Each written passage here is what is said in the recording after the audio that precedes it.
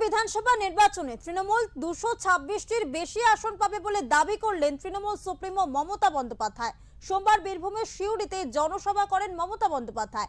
সেখান থেকেই মুখ্যমন্ত্রী বলেন, বিজেপি ইভিএম এ কারসাজি করবে, ভোট কাউন্টিং দেরি করবে, প্রথমে বলবে তৃণমূল পিছিয়ে রয়েছে, কিন্তু আমার বিশ্বাস 2026-এর নির্বাচনে আমরা 226টির বেশি আসন পাবো।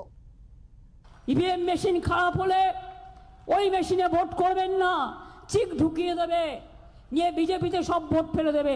ইভিএম মেশিন খারাপ হলে নতুন মেশিন আনবেন।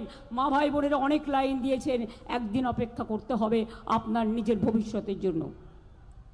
কাউন্টিং ওরা স্লো কাউন্টিং করবে এবং স্লো ইলেকশানে ভোটিং করবে। কাউন্টিংয়ে প্রথমে রটিয়ে দেবে বিজেপি জিতছে। একদম বিশ্বাস করবেন না। আমি যদি মিথ্যে না হয় 2026-এ আমরা 226টার বেশি সিট পাবো, এটা জেনে রাখুন।